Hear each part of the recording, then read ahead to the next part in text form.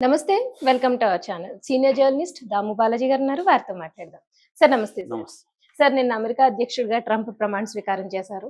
అయితే ఆయన తీసుకునే కొన్ని నిర్ణయాలు మనకి చాలా నష్టాలు వాటిల్లే అవకాశం ఉంది సార్ భారత్‌కి. అయితే ఆటిల్ని మోడీ ఎలా ప్లాన్ చేస్తున్నారు ఇప్పుడు? ఒకవేళ ట్రంప్ తీసుకునే నిర్ణయాలు మనకి నష్టాలు వాటిల్లితే ఈయన ప్లాన్ ఏంటి చెప్పండి? నిన్న ట్రంప్ ప్రమాణ స్వీకారం చేశాడు. ఇది ప్రపంచవ్యాప్తంగా ఇది తప్ప ఇంక వేరే న్యూస్ అవును లేదన్నట్టుగా సార్. ఇదే చేస్తున్నారు. ఎందుకంటే ప్రపంచంలో దాదాపు అన్ని దేశాలు కూడా దాదాపు 200 దేశాలు ఉన్నాయనుకుంటే అందులో 40 దేశాల వరకి డెవలప్డ్ కంట్రీస్, ఇంకొక హ్మ్. 120 ఎమర్జింగ్ కంట్రీస్, డెవలపింగ్ కంట్రీస్ అని చెప్పుకోవచ్చు. ఈ ఆ 40 డెవలప్డ్ కంట్రీస్ కావచ్చు, ఈ 120 ఎమర్జింగ్ కంట్రీస్ లేదా ఎమర్జింగ్ ఎకనామీస్, డెవలపింగ్ కంట్రీస్ కావచ్చు, హ్మ్. అందరూ కూడా ఏదో ఒక రకమైన టెన్షన్‌లో అయితే ఉన్నారు. అవును సార్. అంటే ట్రంప్ తీసుకునే నిర్ణయాల వల్ల ప్రపంచ గమనంలో చేంజ్ జరిగే అవకాశం ఉంది. హ్మ్. దీన్ని ఇప్పుడు ఇంటర్నేషనల్ ఎక్స్‌పర్ట్స్ చెప్తున్న దాని ప్రకారం 5 రకాల ప్రధాన మార్పులు ఇంటర్నేషనల్‌గా రావచ్చు అనేది చెప్తున్నారు. అవి ముందుగా నేను మాట్లాడతాను. దాని తర్వాత ఇండియా విషయానికొస్తాను. Okay sir. So, big changes ఏందంటే, ఒకటి, అమెరికాకు సంబంధించిన అలియన్స్ మిత్ర దేశాలు కొన్నున్నాయి హ్మ్. అమెరికాకి. హ్మ్. ఆ దేశాలకు గూడా దెబ్బ తగులుతుంది. ఇప్పుడు ట్రంప్ ట్రంప్ తీసుకున్న తీసుకున్న నిర్ణయాల వల్ల. హ్మ్. ఆ దేశాలు ఏవేవి? యూరోపియన్ కంట్రీస్ గావచ్చు, జపాన్ గావచ్చు, నార్త్ కొరియా గావచ్చు. ఆహ్, ఏ నార్త్ కొరియా అలియన్స్ కాదు. బట్ నార్త్ కొరియా గూడా మంచి చెడు ఉన్నాయి. హ్మ్. ముఖ్యంగా ఈ అలియన్స్, ముఖ్యంగా నాటో, నార్త్ అట్లాంటిక్ ట్రీటీ అనే ఆర్గనైజేషన్ ఉంది. అదే ఇప్పుడు ఉక్రెయిన్, రష్యా వార్‌కి కూడా ఈ నాటో పాత్ర ఉందన్నమాట. హ్మ్. ఇప్పుడు ట్రంప్ ఏం చేస్తున్నాడంటే, అమెరికా ఫస్ట్ అనే పాలసీని ఆయన తీసుకొస్తున్నాడు. Okay sir. అట్లాగే మగా అంటారు. మగా అంటే మేకింగ్ అమెరికా గ్రేట్ అగైన్. ఈ మగా అండ్ అమెరికన్ ఫస్ట్ పాలసీ. అంటే మిత్రుల, శత్రువుల అనవసరం. హ్మ్. ఫస్ట్ మాకు అమెరికా ఇంపార్టెంటు. సో, మేము మిత్రుల పేరుతో మా డబ్బులంతా అక్కడ మేము వాళ్ళకి హ్మ్. ఎందుకు పెట్టాలి అనేది ట్రంప్ అడుగుతున్నాడు. అట్లా ఇప్పుడు నాటో ఫండ్ మేమెందుకు ఇవ్వాలి? NATO fund. మీరు కూడా నాటోలో ఉన్న దేశాలందరూ మీ జీడీపీలో 5% ఇవ్వండి అని ట్రంప్ ఆల్రెడీ వాళ్ళకి చెప్పాడు. దాన్ని ఆల్రెడీ జర్మన్ రిజెక్ట్ చేసింది. బ్రిటను వ్యతిరేకిస్తుంది. జపాను వీళ్ళు వ్యతిరేకిస్తున్నారు. కెనడా వ్యతిరేకిస్తుంది. ఇవన్నీ ఉందన్నమాట. సో, ఇది పెద్ద మార్పు. అంటే మిత్ర దేశాల్లో డబ్బులు పెట్టడాన్ని కూడా హ్మ్. ఆహ్, ఇష్టపడట్లేదు ట్రంప్. హ్మ్. విత్‌డ్రా చేసుకుంటాడు. అంటే ఆల్రెడీ డోజ్ అనే ఒక సంస్థను కూడా ఏర్పాటు చేశారు. డోజ్ అంటే department of government efficiency. Already దాంట్లో ఇలాన్ మస్క్, వివేక్ రామస్వామి అని ఇండియన్ ఆరిజిన్ బిజినెస్ మ్యాన్ వీళ్ళు ఉన్నారనమాట. హ్మ్.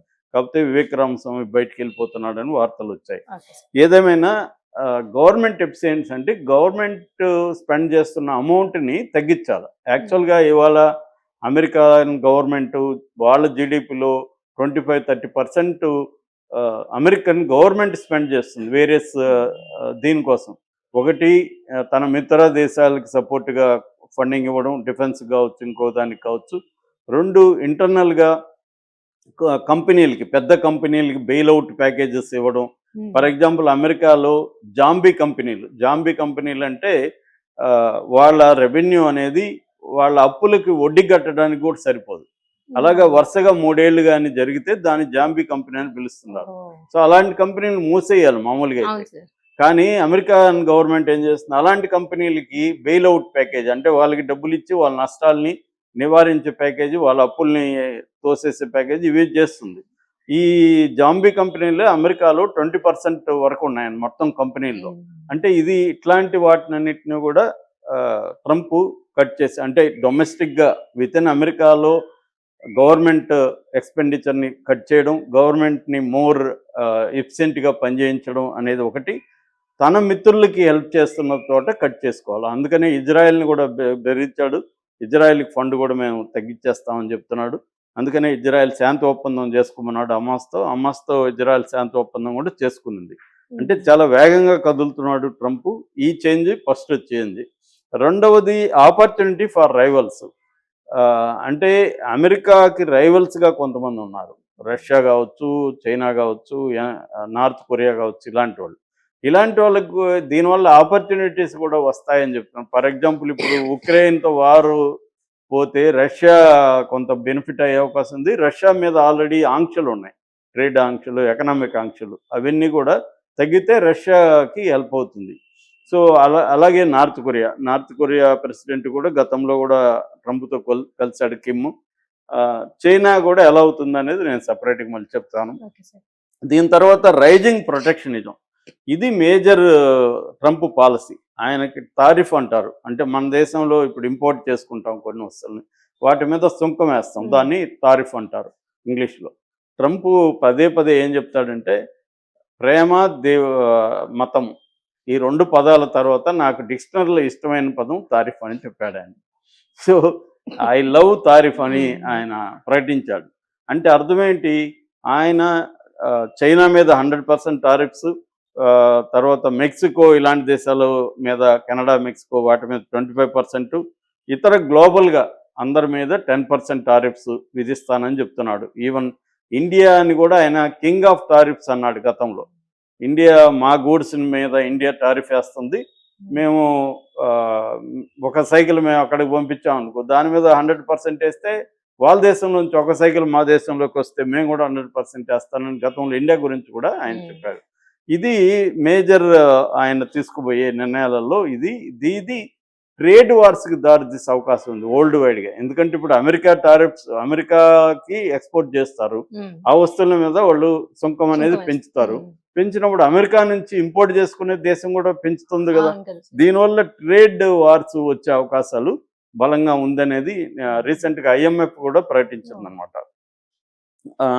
అట్లాగే సప్లై చైన్ డిస్టర్బ్ అయిపోతుంది. ఇప్పుడు వరకు ఒక పద్ధతిలో వెళ్తుంది, దీన్ని కంప్లీట్గా డిస్టర్బ్ చేయబోతున్నాడు. ఎందుకంటే ఇప్పుడు రాబోయే కాలంలో టెక్నాలజీస్ పెద్ద 6G రాబోతుంది, ఆల్రెడీ ఇప్పుడు 5G ఉంది, 6G వస్తుంది, AI రెవల్యూషన్ పెద్ద ఎత్తున జరుగుతుంది, రోబోటిక్స్ పెద్ద ఎత్తున వస్తున్నాయి, ఎలక్ట్రికల్ వెహికల్స్ పెద్ద ఎత్తున రాబోతున్నాయి.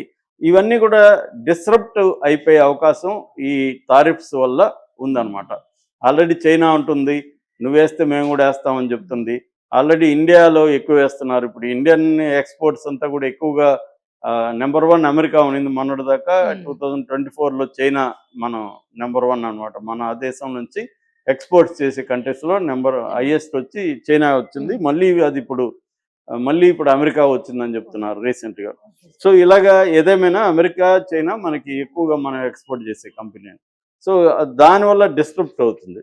ఇక 4వది ఎరా ఆఫ్ ఎక్స్పాన్షన్. ఇప్పటి వరకు ఏంటంటే అమెరికా ఎక్స్పాండ్ కావట్లే, అంటే వేరే దేశాల్లోకి చొరబడిపోయేది తక్కువ ఉంది.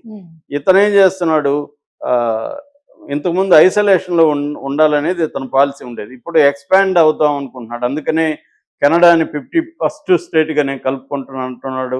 డెన్మార్క్ నుంచి గ్రీన్లాండ్ని లాక్కుందాం అనుకుంటున్నాను అని చెప్తున్నాడు. పనామా కాలువ మా కంట్రోల్లో ఉండాలని చెప్తున్నాడు. ఇలాగా ఏంటంటే కొన్ని స్ట్రాటజిక్గా వరల్డ్ వైడ్, ఇప్పుడు పనామా అంటే ఇంటర్నేషనల్ ట్రేడ్కి అది ఇంపార్టెంట్ ఇది. అట్లాగే గ్రీన్లాండ్ విపరీతమైన వనరులు ఉన్నాయి. అట్లాగే కెనడా వెరీ ఇంపార్టెంట్ కంట్రీ. ఇప్పుడు దీనివల్ల ఏమవుతుంది, టెన్షన్స్ క్రియేట్ అవుతాయి. ఆల్రెడీ డెన్మార్క్ యాంటీగా స్టేట్మెంట్ ఇచ్చింది, పనామా అథారిటీస్ యాంటీగా ఇచ్చారు. కెనడా అయితే మీరే అమెరికానే ఏమన్నా అమ్ముతారు చెప్పండి, మేమే కొనుక్కుంటామని వీళ్ళు రివర్స్లో మాట్లాడుతున్నారు. ఇలాగే ఇంటర్నేషనల్లీ ఒక టెన్షన్స్ వచ్చే అవకాశం ఈ ఎక్స్పాన్షనిస్ట్ పాలసీ వల్ల వచ్చే అవకాశం ఉంది. అలాగే క్లైమేట్ చేంజ్ వెరీ ఇంపార్టెంట్ ఇవాళ ప్రపంచంలో. క్లైమేట్ చేంజ్ ఒప్పందం నుంచి ఆల్రెడీ ఆయన ఫస్ట్ సంతకం దాని మీదే చేశాడు. ప్యారిస్ అకార్డ్ అంటారు దాన్ని. క్లైమేట్ చేంజ్కి సంబంధించిన పెట్టుబడులు పెట్టి క్లైమేట్ చేంజ్ మీద రీసెర్చ్ చేసి కొన్ని రకాల నిర్ణయాలు తీసుకోవాలి, దాని నుంచి బయటకు వచ్చేసాడు ట్రంప్. అట్లాగే WHO నుంచి వచ్చేసాడు. అంటే ఎగ్జిక్యూటివ్ ఆర్డర్స్ అంటారు. ఎగ్జిక్యూటివ్ ఆర్డర్స్ దాదాపు 200 ఆర్డర్స్ మీద సంతకాలు చేయబోతున్నట్టుగా చెప్తున్నారు. ఆల్రెడీ చాలా వాటి మీద చేశాడు. అంటే బైడెన్ తన 4 ఏళ్ల పీరియడ్లో 160 ఎగ్జిక్యూటివ్ ఆర్డర్స్ మీద సంతకం చేస్తే ఇతను వితిన్ మంత్లో 200 ఎగ్జిక్యూటివ్ ఆర్డర్స్ మీద సంతకం చేసే అవకాశం ఉంది. ఇదేంటంటే విత్డ్రా అయిపోతాడు. ఇప్పుడు క్లైమేట్ చేంజ్ మీద విత్డ్రా అయితే ఇది అమెరికాకు కూడా నష్టం. మన లాస్ ఏంజల్స్లో మనం వైల్డ్ ఫైర్ చూసాం, పెద్ద ఎత్తున ఫస్ట్ టైం అంత రావడం ఆ స్థాయిలో. అది దీనికంతా కూడా క్లైమేట్ చేంజే ప్రధాన కారణం అని చెప్తున్నారు. దాన్ని ఇప్పుడు అతను వదిలేస్తే మిగతా దేశాలు కూడా వదిలేస్తాయి, అమెరికాను వదిలేస్తే ఇది మేజర్ ప్రాబ్లం. సో ఈ 5 ప్రధాన చేంజెస్ రాబోతున్నాయి ట్రంప్ వల్ల వరల్డ్ వైడ్గా. అయితే ఇండియా పరిస్థితి ఏంది? ఇండియా గత 4-5 ప్రెసిడెంట్ల కాలంలో అమెరికాతో వెరీ ఫ్రెండ్లీగా ఉంది, చాలా సంబంధాలు ఉన్నాయి. At the same time India ముందు నుంచి కూడా అమెరికా మీద డిపెండ్ అవ్వకుండా బైలేటరల్ ఇతర మల్టీలేటరల్ బైలేటరల్ సంబంధాలని కొనసాగిస్తుంది ఇతర దేశాలతో, తెలివిగా వ్యవహరిస్తుంది ఆ విషయంలో. అంటే అమెరికా మీదే మనం సోల్గా డిపెండ్ అయితే రేపు అమెరికా పాలసీ మారితే మనకి ఇబ్బంది అని ముందు నుంచి జాగ్రత్త పడుతుంది. అట్లాగే ట్రంప్ వస్తాడనేసరికి మన ఇండియన్ డిప్లొమసీలో కూడా చేంజ్ వచ్చింది. సో ఇప్పుడు మనకు ప్రధానంగా ట్రంప్ వల్ల ఏమేమి ఇబ్బందులు అంటే, ఒకటి ట్రేడ్ వార్స్, ఎందుకంటే మన వస్తువుల మీద టారిఫ్ సుంకాలు అక్కడ విధించే అవకాశం ఉంది, దానివల్ల మనకి ఇబ్బందులు. 2 వీసాలు, H1B వీసాలని కట్ చేస్తానని చెప్తున్నారు. అదైతే ఇంకా నిర్ణయం అయితే అనౌన్స్ చేయలేదు. ఈవెన్ ఎలాన్ మస్క్ కూడా ఆ నిర్ణయాన్ని వ్యతిరేకిస్తున్నాడు అని చెప్తున్నారు. ఎలాన్ మస్క్ మొన్ననే అక్కడ భారతీయ వ్యాపారస్తులతో కూడా సమావేశం అయ్యాడు. ఆ రకంగా ట్రంప్ని సపోర్ట్ చేసే వాళ్ళల్లో కూడా ఈ H1B వీసాలకు సంబంధించి ఒక క్లారిటీ లేనట్టు కనబడుతుంది. ఏదేమైనా H1BCలను కట్ చేస్తే ఇండియన్ ఐటీ రంగం, సర్వీస్ సెక్టర్ చాలా పెద్ద ఎత్తున ఇబ్బంది పడే అవకాశం ఉంది. అట్లాగే గ్రీన్ కార్డు విషయంలో కూడా ట్రంప్ కొన్ని నిర్ణయాలు తీసుకుపోతున్నాడు. అక్కడ ఇప్పటి వరకు ఏంటంటే పేరెంట్స్ అక్కడికి వెళ్ళి స్థిరపడితే వాళ్ళ పిల్లలకి సిటిజన్షిప్ ఇస్తారు. ఇప్పుడు అలాంటిది కుదరదు, ఎవరో ఒకరు సిటిజన్ అయింటేనే ఇస్తాము అన్న ఒక రూల్ తేబోతున్నారు అని చెప్తున్నారు. అట్లాగే ఇల్లీగల్ ఇమిగ్రెంట్స్ కూడా ఫస్ట్ ప్రయారిటీ అదే. ఆయన నిన్న కూడా స్పీచ్లో అదే చెప్పాడు. ఆల్రెడీ డిపోర్టేషన్ స్టార్ట్ చేశారు, అంటే వాళ్ళని తీసుకొచ్చి ఇల్లీగల్ ఇమిగ్రెంట్స్ని వదిలేస్తారు. దీనివల్ల కూడా ఇండియాకి ఇబ్బంది కలిగే అవకాశం ఉంది. ఇక చైనాతో వీళ్ళ పాలసీ, అమెరికన్ పాలసీలో మారడం వల్ల ఇండియాకి కూడా ఒక్కొక్కసారి ఏమవుతుందంటే, ఇప్పుడు చైనా గూడ్స్ అమెరికాలో ఎక్కువ ట్యాక్సెస్ 100% ట్యాక్సెస్ వేస్తే అక్కడ ఎవరు ఇంకొనరు చైనా గూడ్స్. ఇప్పుడు 100 రూపాయలు ఎందుకు 200గా మారితే మనం ఎందుకు కొంటాం, మ్యాక్సిమం తగ్గించేస్తాం, ఇంకో దగ్గరికి పోతాం. సో అలాగా ఇప్పుడు ఏమవుతుంది, అప్పుడు చైనా ఏం చేస్తుంది, ఇతర దేశాల్లో డంప్ చేస్తుంది, అందులో ఇండియా ఒకటి. ఇండియాలో విపరీతంగా ఇప్పటికే చైనా గూడ్స్ వచ్చేసాయి. ఇప్పుడు దాన్ని ఇంకా డబుల్ చేస్తే దానివల్ల ఇండియన్ ఎకనామీకి డిస్టర్బెన్స్ వస్తుంది. ఇక్కడ మన డొమెస్టిక్ మ్యానుఫ్యాక్చరింగ్ సెక్టరు ఇబ్బందులకు వెళ్తుంది. దీన్ని ఎలా ఫేస్ చేయాలనేది ఇప్పుడు ఒక ఛాలెంజ్గా మారే అవకాశం ఉంది. ఇక మూడవది ఆయిల్ ప్రైజెస్ వరల్డ్ వైడ్ కూడా ఈ జియో పొలిటికల్ దీంట్లో బ్యాలెన్స్లో తేడాలు వచ్చినప్పుడు ఆయిల్ ప్రైజెస్లో కూడా ఇండియాలో పెరిగే అవకాశం ఉంది. దానివల్ల కన్జ్యూమర్ గూడ్స్ మీద ఫాస్ట్ మూవింగ్ కన్జ్యూమర్ గూడ్స్ ఏవైతే ఉన్నాయో వాటి మీద కూడా FMCG అంటారు, దాన్ని మీద కూడా పడుతుంది అన్నమాట. సో ఈ FMC సెక్టరు వీటి మీద అంతా కూడా పడే అవకాశం ఉందన్నమాట. సో ఇలాగా దీన్ని ఇప్పుడు మోడీ అయితే ఆల్రెడీ ప్రియమిత్రుడా అని సంబోధిస్తూ ఆయనకి ఇది చెప్పాడు. వీళ్ళిద్దరు మంచి ఫ్రెండ్సే, కానీ అమెరికా ఫస్ట్ అనే దగ్గర ఇంకేమి చెల్లవు అతని దగ్గర. కాబట్టి ఇప్పుడు మోడీ డిప్లొమసీ దీని మీద చాలా ఆధారపడి ఉంటుంది. ప్రపంచం అంతా కూడా ఇంకా అస్థిరమైన దీంట్లో అయితే ఉంది. అంటే నిజంగానే ట్రంప్ చెప్పిందంతా చేస్తాడా? ఎందుకంటే నిజంగానే చేస్తే ఆయన ఎకనామిక్ కూడా ఇబ్బంది. ఒక పక్క ఏమో టారిఫ్స్ పెంచితే దానికి ఆల్టర్నేటివ్ ఉండాలి కదా. ఇప్పుడు మనం ఏదో ఒక వస్తువు కొనుక్కోవాలా, అది 100 రూపాయలది 200 అయింది, వేరేది కొనుక్కోవాలంటే అవైలబుల్గా ఉండాలి కదా. వాళ్ళ నేటివ్ మ్యానుఫ్యాక్చరింగ్ సెక్టర్ డెవలప్ అవడానికి టైం పడుతుంది. సో దానివల్ల ఏంటంటే వాళ్ళ కన్జ్యూమర్ దీని మీద కాస్ట్ పెరుగుతుంది. వాళ్ళు 100 రూపాయలకి ఒక వస్తువు అంటే 200 పెట్టాల్సి వచ్చినప్పుడు 100 రూపాయలు పెరిగింది కదా. అలాగా అనేక వస్తువుల మీద నెలలో వాళ్ళ బడ్జెట్ పెరుగుతుంది, అది ఇన్ఫ్లేషన్కి దారితీస్తుంది. రెండవది అక్కడున్న మన వాళ్ళ పని వాళ్ళందరినీ తీసేస్తే, ఈ డిపోర్టేషన్ చేసేస్తే ఇప్పుడు మన వాళ్ళకి ఏంటంటే అక్కడ మినిమం వేజెస్ అప్లికబుల్ కావు. ఇల్లీగల్గా ఉంటాడు కాబట్టి వాడికి ఎంతో మినిమం డబ్బులు ఇచ్చి పని చేయించుకుంటుంటారు. లీగల్గా ఏం హక్కులు ఉండవు, ఇన్సూరెన్స్ ఉండదు, ఏముండదు. ఇప్పుడు ఇవన్నీ తీసేస్తే అమెరికన్స్కి జాబ్ ఇవ్వాలంటే వాళ్ళకి ఇవన్నీ ఫాలో కావాలి. మినిమం వేజెస్ ఇవ్వాలి, ఇన్సూరెన్స్ ఉంటాయి, లీగల్ వ్యవహారాలు ఉంటాయి. ఇవన్నీ దీనివల్ల వాళ్ళ మ్యానుఫ్యాక్చరింగ్ సెక్టర్ మీద, ట్రేడ్ మీద అన్నిటి మీద ప్రభావం పడుతుంది. ఇది ట్రంప్కి తెలియదా?